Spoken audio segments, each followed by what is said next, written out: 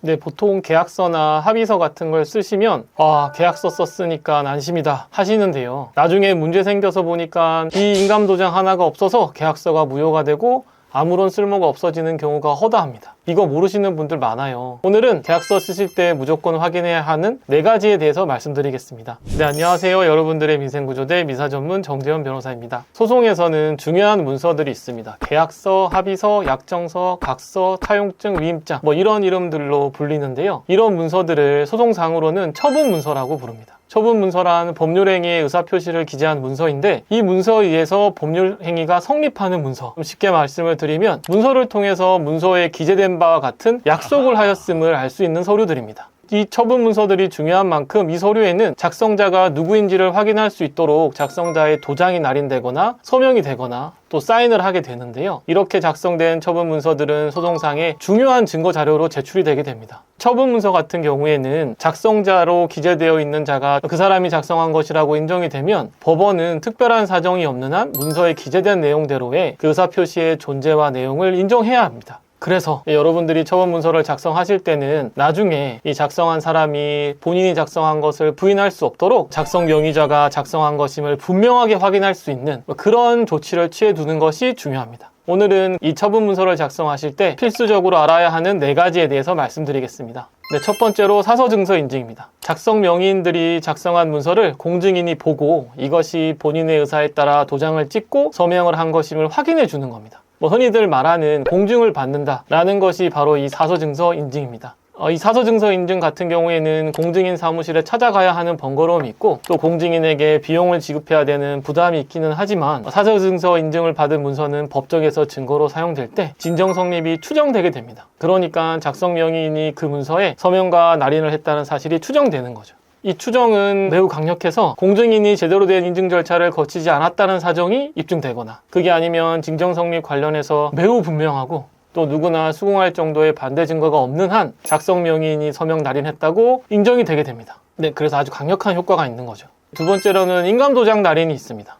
네, 문서에 찍혀있는 도장의 모양이 작성 명의자의 도장의 모양이라면 그 도장을 작성 명의인이 찍은 것으로 추정되고 그러한 경우에는 문서 전체가 작성 명의인이 작성한 것으로 추정이 되게 됩니다. 네, 이렇게 도장을 통해서 문서의 징정 성립 추정을 받으려고 이용되는 것이 인감도장과 인감증명서입니다. 인감도장은 도장을 사용하려고 하는 작성 명의인이 자신의 도장을 관공서에 등록시켜 두고 필요할 때 그 도장에 찍혀있는 인감증명서를 발급받아서 상대방에게 주고 이게 내 도장이 맞고 나는 이 도장을 지금 이 문서에 찍을 거다 라는 걸 이제 확인시켜 주는 겁니다. 거래 상대방의 입장에서는 작성 명의자의 인감증명서에 찍혀있는 도장이랑 동일한 도장이 문서에 날인이 되면 결국 문서 전체가 작성 명의자가 작성한 것으로 추정을 받게 되니까 안심하고 거래를 할 수 있게 되는 거죠. 주의하셔야 될 점은 인감도장을 통한 진정 성립이 무조건 인정이 되는 건 아닙니다. 도장을 찍는 행위가 작성 명의자 이외의 사람에 의해서 이루어졌다는 게 밝혀지거나 아니면 작성 명의인의 의사에 반해서 또는 작성 명의자의 동의를 받지 않고 이루어진 게 밝혀진다면 이 인감도장을 통한 진정 성립이 깨지게 됩니다. 그래서 신분증 등으로 작성 명의자 본인이 맞는지를 잘 확인하셔야 됩니다.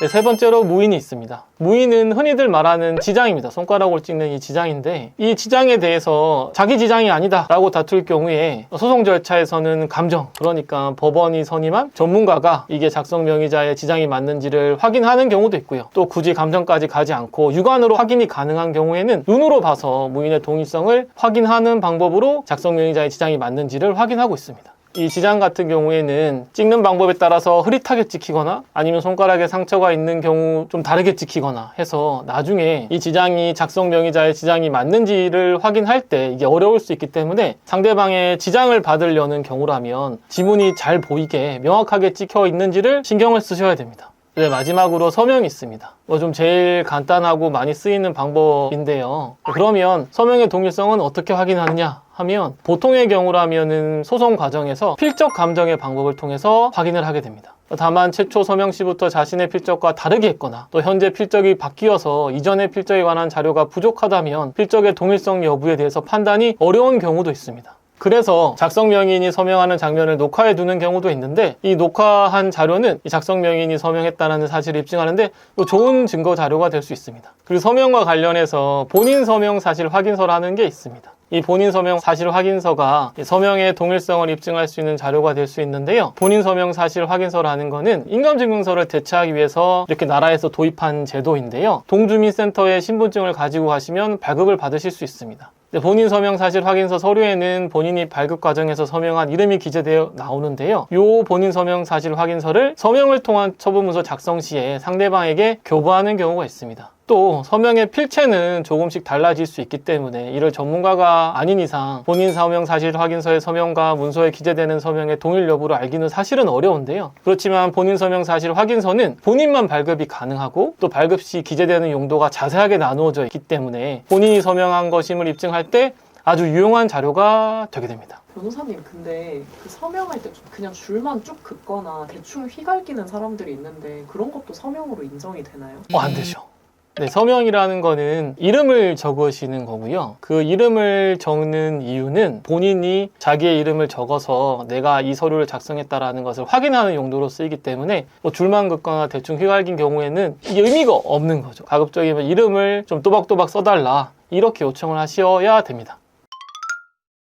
네, 이번 시간에는 계약서와 같은 처분문서를 작성할 때 작성자 본인이 작성한 것을 확인할 수 있는 방법들에 대해서 알아봤습니다. 근데 그래서 작성자가 나중에 가서 다른 말을 할 게 불안하시다면 될 수 있는 한 확실하게 작성자의 도장이 됐든 서명이 됐든 또 공증이 됐든 그런 방법들을 이용을 하시는 것이 좋습니다. 더 궁금한 점이 있으신 분들께서는 댓글을 남겨주시면 제가 직접 답변을 남겨드리도록 하겠습니다. 지금까지 여러분의 민성구조대 정재현 변호사였습니다. 감사합니다.